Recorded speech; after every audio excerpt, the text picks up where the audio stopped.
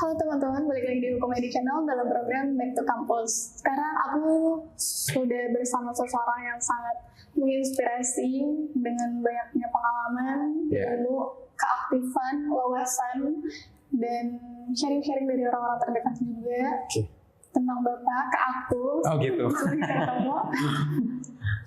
Aku jadi gak sabar juga buat sharing-sharing. Lebih tepatnya sekarang kita ada di Universitas Pamulang, salah satu kampus swasta yang ada di daerah Tangerang ya Pak? Iya. Selamat siang Bapak. Siang Mbak.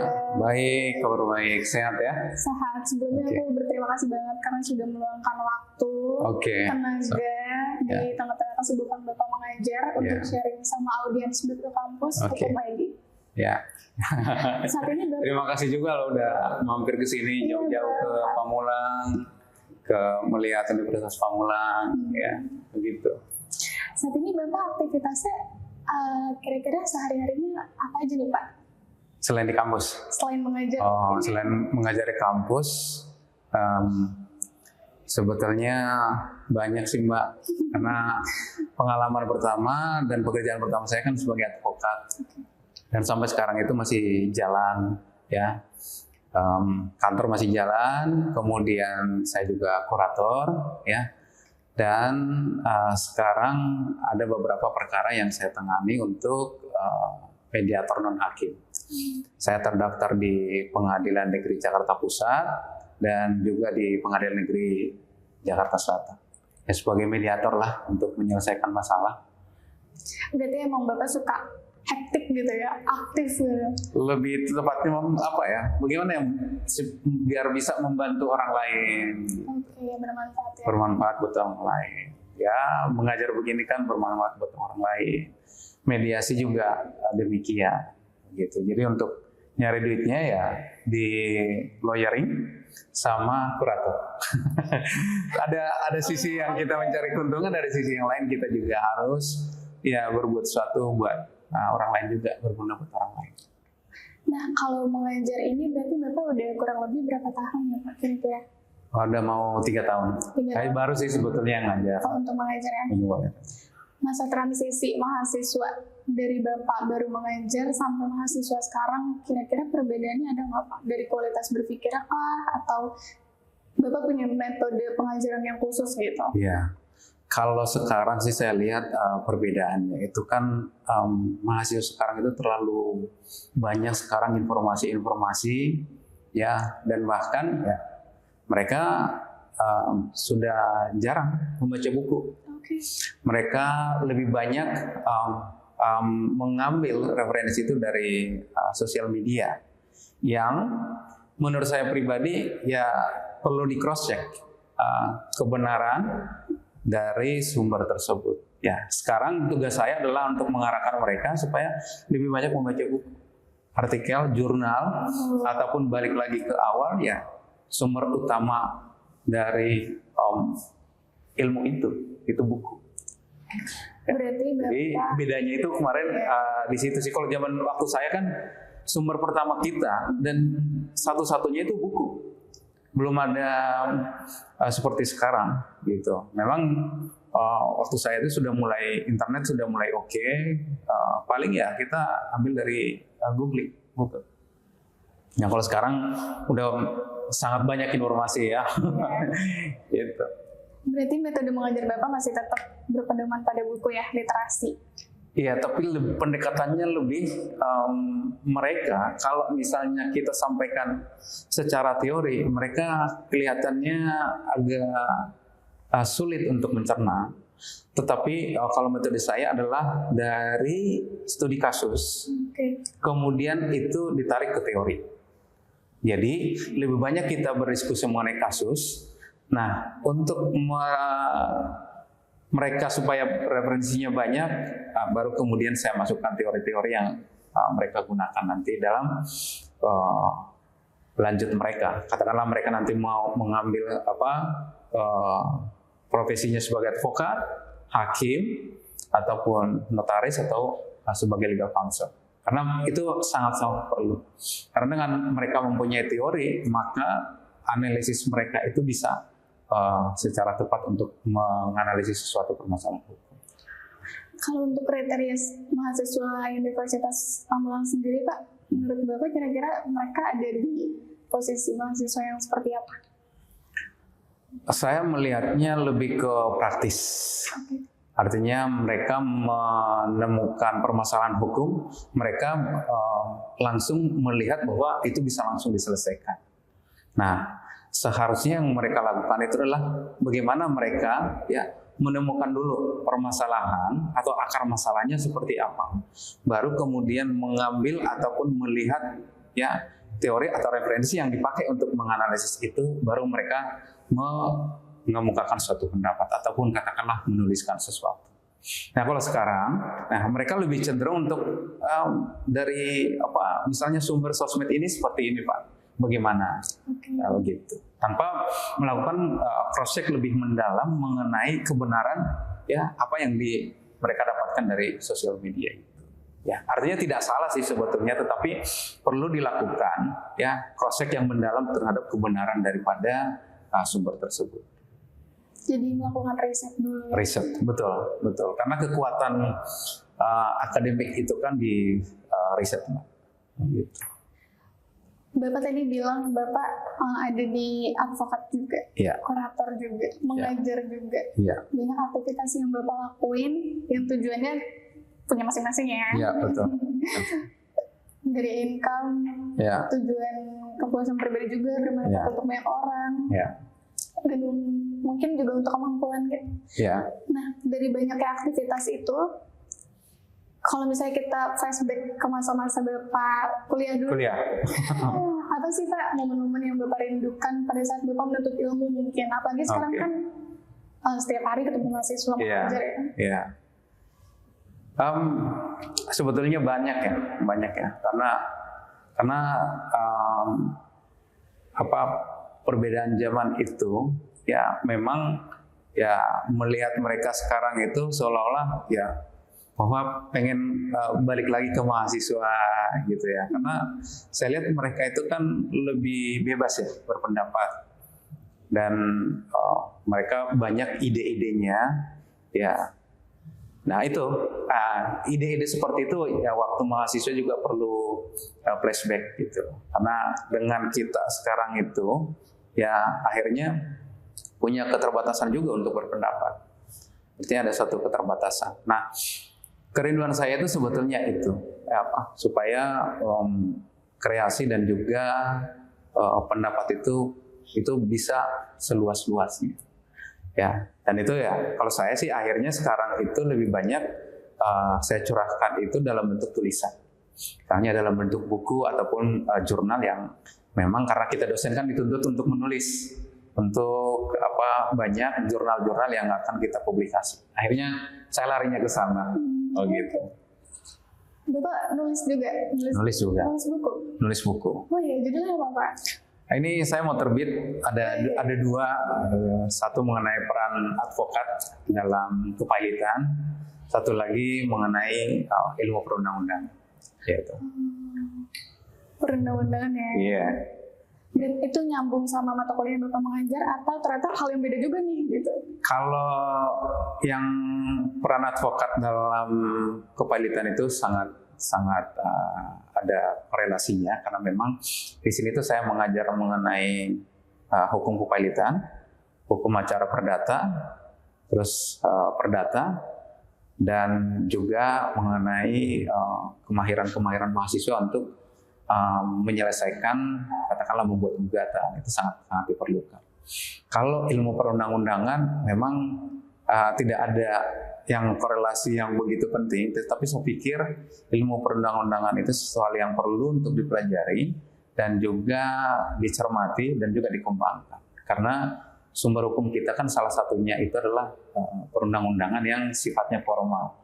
Itu yang perlu dikaji lebih mendalam supaya dalam membuat satu peraturan perundang-undangan itu sangat jelas tujuannya kemana, formalitasnya seperti apa, dan juga apakah peraturan perundang-undangan itu kemudian berguna, bermanfaat, dilihat dari sosiologis maupun dari filosofisnya. Gitu Pak.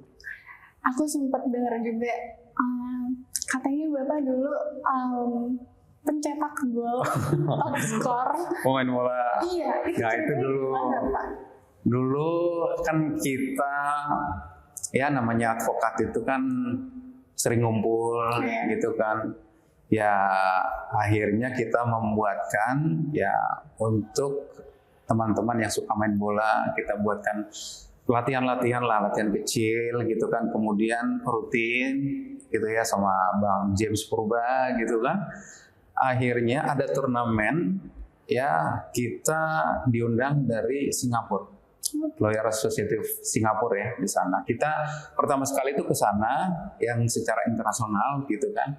Nah setelah itu kemudian ada namanya Piala Dunia antar lawyer. Piala Dunia antar lawyer itu ada yang Asia, ada yang dunia. Oke, yang ini ya. Kalau saya dua-duanya ikut.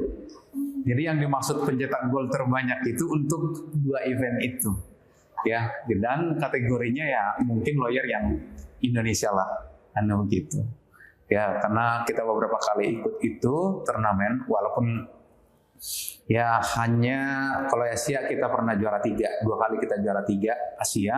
Tapi kalau dunia terus terang kita akan kesulitan melawan ya raja-raja sepak bola Eropa. Memang ya itulah gambarannya. Piala Dunia dengan Piala Dunia antar lawyer itu.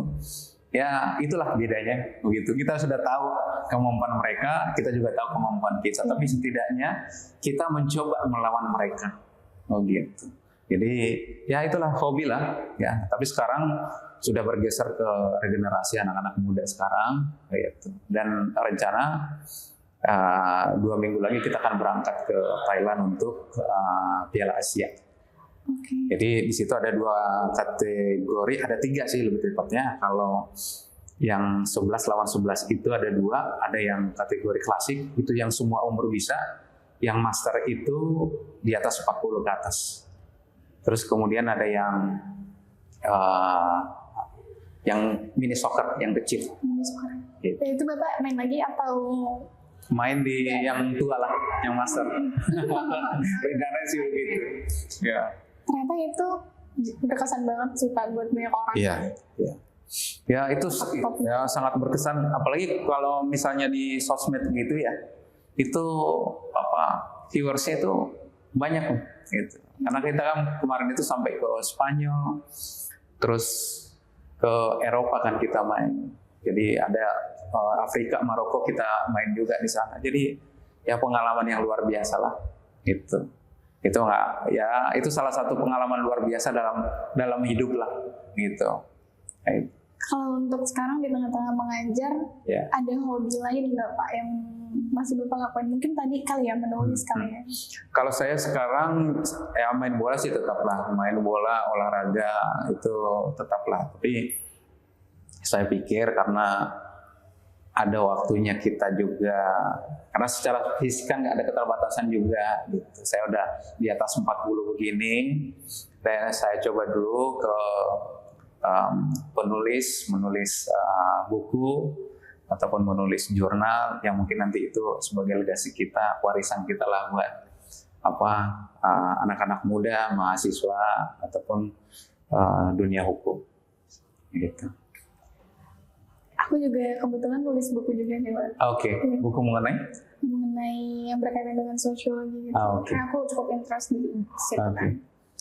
Mungkin ini agak sedikit relate buat aku, buat yang nonton juga audiens. Kebanyakan mungkin mahasiswa kali ya. Dari pengalaman yang tadi, mungkin itu baru sedikit dari bagian yang Bapak jelasin, pengalaman Bapak yang luar biasa banyak. Kira-kira Pak, gelar sarjana itu menentukan kesuksesan seseorang nggak sih Pak? Kesuksesan itu sebetulnya kalau menurut saya pribadi sangat berkaitan dengan kita passionnya ada di mana, kita minatnya ada di mana. Ketika kita mengerjakan itu, maka saya pikir kesuksesan itu ada di sana. Ketika kita mengerjakan sesuatu, ya itu menurut saya kesuksesan yang luar biasa.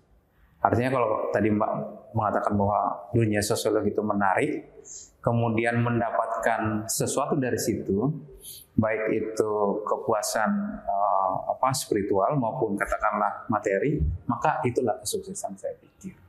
Nah, kalau sarjana tidak sarjana melahirkan suatu kesuksesan, kalau saya pikir sarjana itu adalah hanya sebagai loncatan berpikir.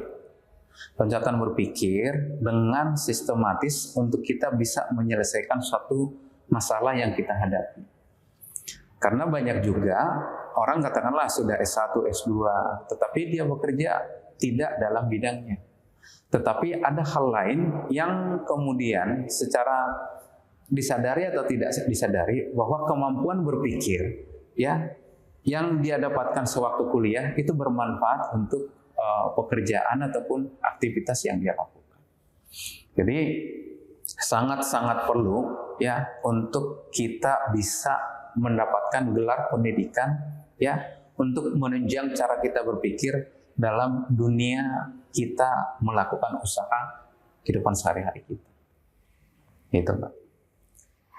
Kira-kira Pak, apa sih yang harus kita akuni dan kita semua yang masih menuntut ilmu mahasiswa yang harus kita benahi untuk menjadi kualitas mahasiswa yang bagus gitu? Ya, kalau saya pikir yang pertama itu tadi yang seperti saya sebutkan, kita punya passion di mana? Itu dulu yang mau kita pilih, mau kita asah dulu. Apa passion kita ada di mana? Minat kita itu ada di mana? Kemudian kalau kita meminati sesuatu hal atau kita punya passion di situ, kita pasti cari tahu dengan segala kemampuan kita untuk bisa melakukan itu. Begitu. Itu saya pikir satu pengorbanan yang luar biasa. Dan yang kemudian ya setelah itu maka karir kita selanjutnya adalah bagaimana ya minat kita itu melahirkan sesuatu. Terutama ya karena kita juga namanya manusia, terutama kayak saya sebagai kepala keluarga, ya saya harus mencari duit melalui minat saya itu. Itu nanti akan lahir dengan sendirinya dan itu kita cari tahu. Ya, misalnya kita melakukan bisnis di bidang itu, terus kita melakukan training di bidang itu, melakukan pengajaran di bidang itu, banyak hal misalnya. Contoh misalnya dalam konteks hukum lah, begini saya, kan hukum itu sangat banyak yang bisa kita buatkan sebagai bisnis yang mendatangkan keuntungan. Bisa sebagai advokat, kurator, atau legal counsel, atau hakim, atau notaris, atau bahkan sekarang misalnya seperti ini kita membuatkan satu platform media, gitu ya, yang sifatnya ya itu menjadi suatu bisnis, begitu. Nah kalau sekarang dengan kemajuan ini ya kita juga melihat adanya kemajuan misalnya GPT misalnya, ya itu akan sangat membantu. Siapa yang melakukan itu? Maka orang-orang yang punya background hukum yang melakukan itu. Atau misalnya nanti dalam perkembangannya banyak hal yang bisa dikembangkan atau dilakukan dengan dunia digital sekarang itu. Ya, banyaklah sekarang. Ya ibaratnya bahannya sudah ada, tinggal kita memasak seperti apa, rasanya, taste-nya seperti apa kita punya, begitu. Ada yang kita suka yang kerja yang memang tatap muka, ada yang secara online juga bisa mendatangkan itu. Itu saya pikir. Berarti Pak, apa yang Bapak jalanin sekarang, misalnya kayak tadi termasuk dari bagian advokat, kurator, dan sekarang mengajar itu sesuai sama yang Bapak rencanakan dulu kah? Gitu. Berarti sekarang ini Bapak sudah ada di posisi yang Bapak mau? Gitu. Iya, saya sangat menikmati dengan saya sekarang. Karena misalnya dalam mengajar ini misalnya, karena orang tua saya, bapak saya guru. Jadi ada dari keturunan lah. Dan saya suka ngajar.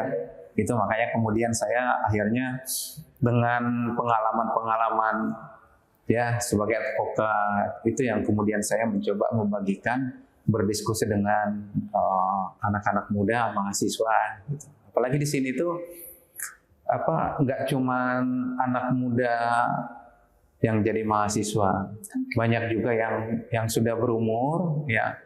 Akhirnya diskusi ya lebih banyak ke pengalaman-pengalaman, studi kasus.